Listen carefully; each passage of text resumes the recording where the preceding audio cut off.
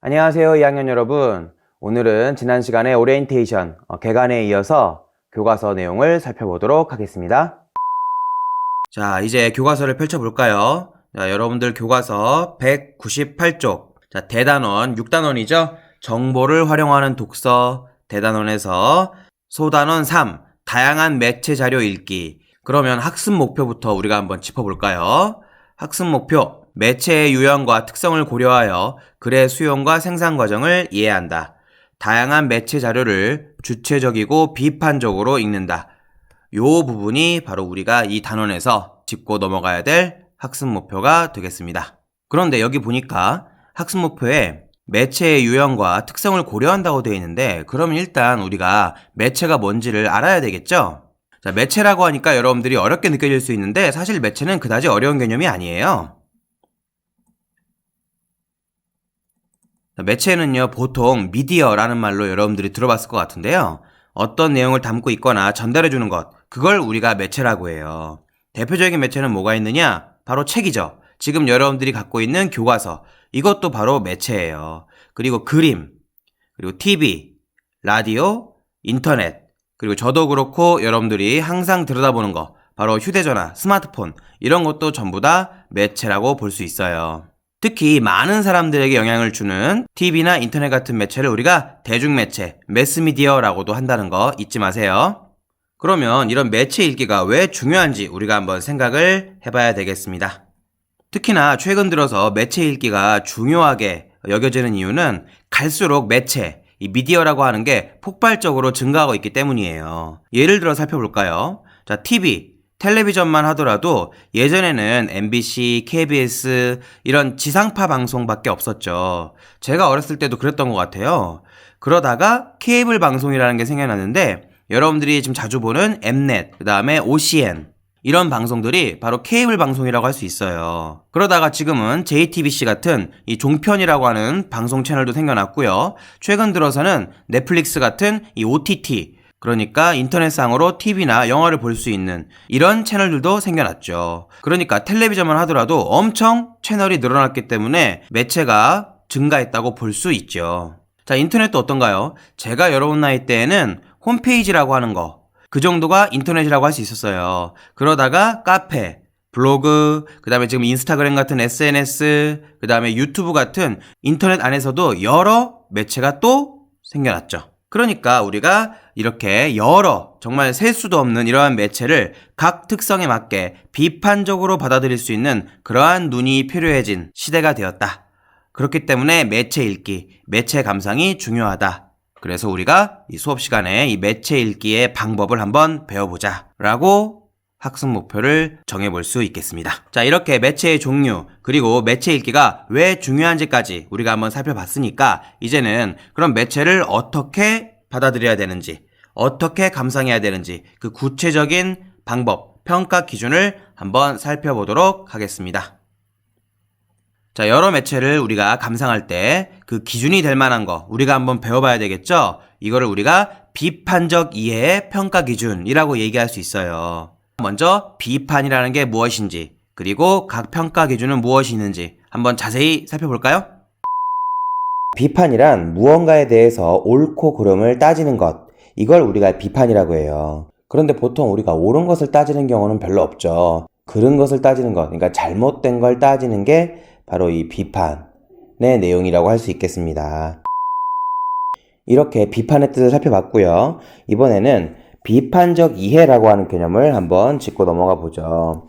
비판이 옳고 그름을 따지는 거라고 했으니까, 비판적 이해는 우리가 글을 읽거나 동영상 같은 매체를 접할 때 무엇이 옳고 무엇이 잘못됐는지를 이렇게 따져가면서 꼼꼼하게 살펴본다 라고 우리가 정리할 수 있겠습니다.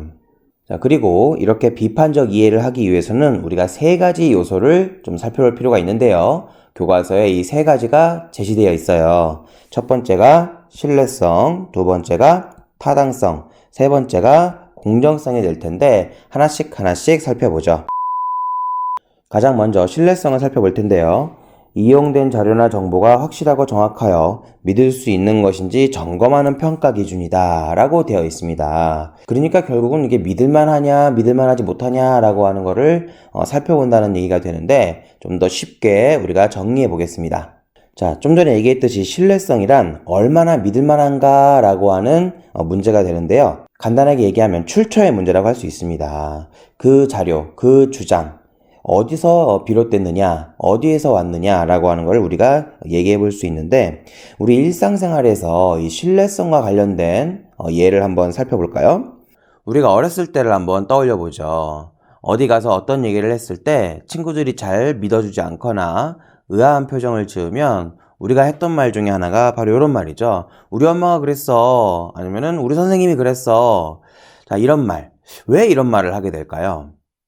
그것은 이 엄마라고 하는 존재, 선생님이라고 하는 존재가 그만큼 믿을 만한 존재라고 여겨졌기 때문일 거예요. 바로 이 신뢰성의 대표적인 예라고 할 수 있겠고요.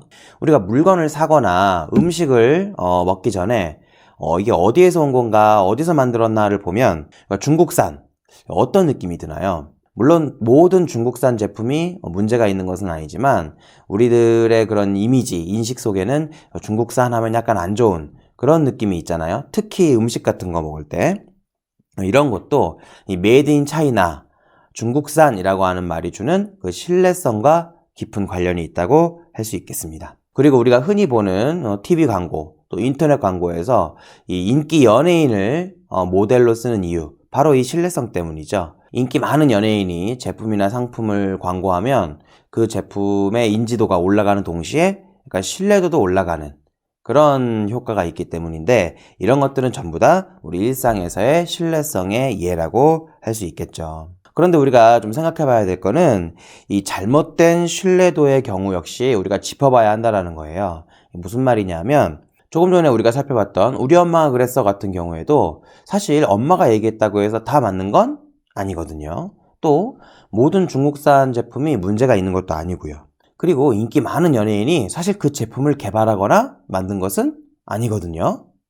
이렇게 놓고 보면 출처가 명확하다고 해서, 또 어떤 사회적 지위가 있는 또는 믿을 만한 기관이 출처라고 해서 우리가 무조건 다 신뢰성이 높다고 할 수는 없다라는 이야기가 되겠습니다. 자, 이렇게 첫 번째로 신뢰성에 대해서 우리가 한번 살펴봤고요. 다음으로는 타당성에 대해서 우리가 한번 살펴봐야 되겠어요. 타당성, 자료나 근거로부터 결론을 이끌어내는 방식이 합리적인지, 그것이 삶의 이치에 부합한 것인지를 따지는 평가 기준이다 라고 되어 있는데, 그러니까 합리적이냐 논리적이냐 라고 하는 문제를 얘기하는 것 같아요. 한번 또 쉽게 살펴볼까요? 타당성은 근거나 자료에서 결론을 이끌어내는 과정, 그 절차가 이치에 맞고 논리적인가 라고 하는 문제라고 얘기할 수 있겠습니다. 그러니까 결국은 과정의 문제라고도 할 수 있는데요.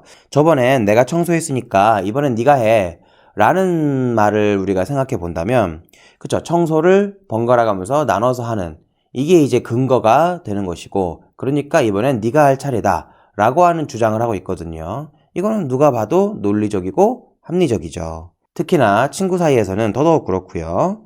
자, 그런데 너 용돈 받았다며? 그러니까 오늘은 네가 떡볶이를 쏴 라고 하는 거는 사실 타당성이 부족하다고 할 수 있죠. 용돈 받았다고 친구한테 맛있는 떡볶이를 사줘야 되는 건 아니거든요. 그리고 요즘 예능에 자주 나오는 형 또는 누나가 거기서 왜 나와? 이런 표현 같은 경우에도 이 타당성의 문제와 관련이 있다고 할 수 있어요. 왜냐하면 그 사람이 그 상황에 나올 만한 이유가 전혀 없는데 나왔다. 그러니까 이 절차적으로 봤을 때 논리적이지도 않고 합리적이지도 않다는 뜻이거든요. 그래서 이런 것들은 우리가 타당성의 문제와 관련이 있는 그런 이해라고 할 수 있겠습니다. 그리고 이거는 인문학적인 부분과도 연관이 되는데요. 이 절차, 과정의 이 타당성만 따지다 보면 우리가 큰 실수, 큰 잘못을 범하는 경우가 생길 수 있어요. 예를 들면 유태인을 대량 학살했던 그 나치의 예를 들어보자면, 세계 2차 대전이 끝난 후에 이제 유태인 학살에 관여했던 사람들을 이제 재판에 넘긴 그런 일이 있었는데, 그때 피고로서 이 재판장에 선 사람들이 다 자신의 무죄를 주장했어요. 왜냐하면 명령은 히틀러 같은 그 위에 있는 사람들이 내린 것이지 자기들은 그냥 시키는 대로 일을 했을 뿐이라는 거죠. 예를 들면 유태인들을 기차에 실어 나르고 유태인들이 갇힌 그 가스실에 가스를 살포한 이런 시켜서 명령을 받았기 때문에 자기들은 일을 한 거다. 그러니까 절차상의 문제다. 이렇게 이제 주장을 했는데 그때 이들의 주장을 받아들이지 않았어요.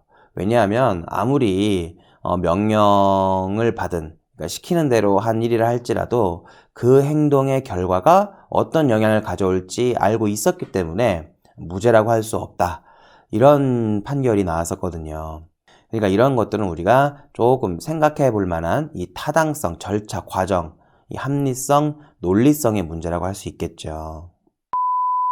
자, 이렇게 타당성까지 살펴봤고요. 그 다음으로는 세 번째로 공정성을 우리가 한번 살펴봐야 되겠습니다. 공정성이란 사실 판단이나 가치 판단에 편파성이 없는지, 글의 내용이나 주장이 공평하고 정의로운지를 점검하는 평가 기준이다 라고 지금 여기 설명이 되어 있는데, 요즘 우리 사회에서 가장 많이 논의되는 것 중에 하나가 바로 이 공정사회라는 표현이죠. 한번 이 공정성에 대해서도 우리가 좀 쉽게 살펴보도록 하죠. 공정성은 내용이나 주장, 판단이 공평하고 정의로운가, 그러니까 견해의 문제라고 할 수 있어요. 이것도 일상에서 한번 예를 찾아볼까요? 우리가 어떤 사건에 관한 뉴스가 나올 때 어떤 한쪽의 인터뷰만 듣지 말고 다른 쪽 얘기도 들어봐야 한다. 피해자와 가해자의 얘기를 모두 들어봐야 한다. 이런 댓글이 달린 걸 한 번쯤은 본 적이 있을 거예요. 사실 이런 것도 이 공정성의 문제라고 할 수 있겠죠. 여러분들 혹시 기울어진 운동장이라는 표현 들어본 적 있나요? 자, 이 말은 우리가 운동장이 기울어져 있고 거기에서 축구 경기를 한다고 생각했을 때 기울어진 쪽, 그러니까 아래쪽으로 기울어진 쪽에 있는 팀은 굉장히 불리하겠죠. 공을 차도 그게 잘 나가지 않을 테니까요. 반면에 위쪽으로 기울어진 그 팀은 굉장히 유리할 겁니다. 이런 식으로 공정하지 못한, 공평하지 못한 상황을 우리가 기울어진 운동장이라고 이렇게 얘기하는데, 이런 것도 공정성의 문제와 관련이 있다 라고 우리가 얘기할 수 있겠습니다. 속담 중에 여러분들 팔이 안으로 굽는다 이런 얘기 들어본 적 있죠? 사실 자기 편, 자기 품 안에 있는 사람을 더 챙기게 된다 이런 뜻인데, 이거를 우리가 비판적 이해의 측면에서 본다면 사실 공정성이 없는 거라고 우리가 얘기할 수 있겠죠. 사회에서 흔히 얘기하는 학연, 지연, 혈연 이런 것들로 뭔가 이득이나 이익을 본다면 사실 이것도 공정하지 못한 거라고, 공정성이 없는 거라고 우리가 얘기할 수 있겠습니다. 자, 그러면요 여러분들, 이 공정성이라고 하는 게 어떤 대상들을 똑같이 다 대하면 그게 진짜 공정한 걸까요? 예를 들면 양성평등의 차원에서 우리가 한번 살펴보겠습니다. 남자와 여자는 신체 구조가 다르죠. 그래서 여자는 한 달에 한 번 월경을 하게 되는데 이 월경할 때의 고통이 매우 심하다고 해요. 그래서 여학생 같은 경우에는 한 달에 한 번 생리통으로 인해서 결석을 할 때 그걸 인정결석으로 처리해 주는데, 남학생 같은 경우에는 이런 게 없죠. 그렇다고 해서 우리가 남자와 여자를 차별한다 라고 얘기할 수 있을까요? 그러니까 우리가 정리할 수 있는 건 이 공정성이라고 하는 측면이 무조건 똑같이 대한다고 해서 또 그게 다 공정한 것만은 아니라는 거, 이것도 우리가 짚어볼 필요가 있겠습니다. 자, 이렇게 우리가 비판적 이해를 할 때 필요한 세 가지 요소, 신뢰성과 타당성, 공정성이 무엇인지를 살펴봤는데요. 각 요소들의 개념과 그리고 일상에서의 사례, 쉽게 떠올릴 수 있는 일상에서의 사례, 그리고 그 반대의 경우도 우리가 하나씩 다 살펴봤는데, 이런 것들을 실제로 우리가 글을 읽고 영상과 같은 매체를 접할 때 각각의 요소들을 적용해서 비판적으로 따져볼 수 있어야 되겠습니다. 이 세 가지 요소를 잘 기억해 두도록 하세요. 하셨죠? 다음으로는 우리가 비판적 읽기에 필요한 세 가지 평가 요소, 그것 외에 다른 평가 기준으로 삼을 만한 거, 그것들을 한번 추가로 살펴보고 이 시간을 마무리하도록 할게요. 글뿐만 아니라 각종 매체를 비판적으로 이해할 수 있는 또 다른 기준들 무엇이 있을까요? 첫 번째로 성인지 감수성, 다른 말로는 젠더 감수성 또는 성 역할에 관한 이런 기준들이 최근 들어서 매우 중요시되고 있는 비판적 이해의 평가 기준이라고 할 수 있겠죠. 예를 들면 이 교과서에서도 이 남자는 바깥일을 하고 여자는 집안일을 하는 그런 식의 설명이라든가 그림들이 아직도 곳곳에 남아있다고 해요. 이런 것들은 성인지 감수성에 매우 뒤떨어진 그러한 자료라고 할 수 있겠죠. 두 번째로는 이건 시사 상식과도 연관이 되는데 바로 정치적 올바름, 이른바 PC, Political Correctness라고 하는 이게 또 비판적 이해의 기준이 될 수 있어요. 이 정치적 올바름, PC는 모든 편견을 없애자는 이런 사회적 움직임을 뜻하는데요. 예를 들면 디즈니 만화에 나오는 이 공주들의 모습이 이 PC의 대표적인 예라고 할 수 있죠. 여러분들도 봤을 것 같은데 알라딘에 나오는 이 자스민 공주, 이 공주도 예전에 나왔던 애니메이션 원작에서는 수동적이고 나약한 그런 공주였거든요. 그런데 이게 최근 실사 영화로 만들어지면서 매우 진취적이고 주체적이고 자주적인 그런 이 공주의 모습으로 바뀌게 되었죠. 이런 것들은 바로 PC의 그 영향이라고 할 수 있는데, 그래서 영화 제목을 알라딘이 아니라 이 자스민이라고 해도 크게 문제가 없지 않나, 이런 생각을 해볼 수 있고요. 그리고 여러분들은 잘 모를 것 같은데 라스트 오브 어스라고 하는 그 게임이 있어요. 그 게임은 이 좀비가 판치는 세상을 배경으로 이 주인공들이 어려움을 헤쳐나가는 내용인데, 원래는 그 좀비가 이 여자만 좀비가 되는 그러한 설정이었다고 해요. 처음에 만들어질 때. 그러다가 이게 PC에 알맞지 않다. 그래서 이 남녀 따지지 않고 좀비로 감염되는 그러한 설정으로 바뀌었다고 하는데, 이런 것들은 바로 이 PC의 그 예라고 할 수 있겠죠. 또 툼레이더라고 하는 또 유명한 게임이 있는데, 이 게임 속 여자 주인공 캐릭터도 90년대에 만들어진 게임 속에서는 성상품화가 매우 도드라지는 캐릭터였는데, 최근에 만들어진 게임 속에서는 좀 더 현실적인 여성의 모습으로 바뀌었죠. 자, 이런 것들은 전부 다 정치적 올바름, Political Correctness의 예라고 할 수 있겠고요. 꼭 양성의 문제뿐만 아니라 이 인종과 관련된 부분들에서도 이런 정치적 올바름의 예를 많이 찾아볼 수 있어요. 마지막으로 우리가 놓치기 쉬운 바로 문화 존중, 이 상대 문화에 대한 존중이 비판적 이해의 기준으로 삼을 수 있겠죠.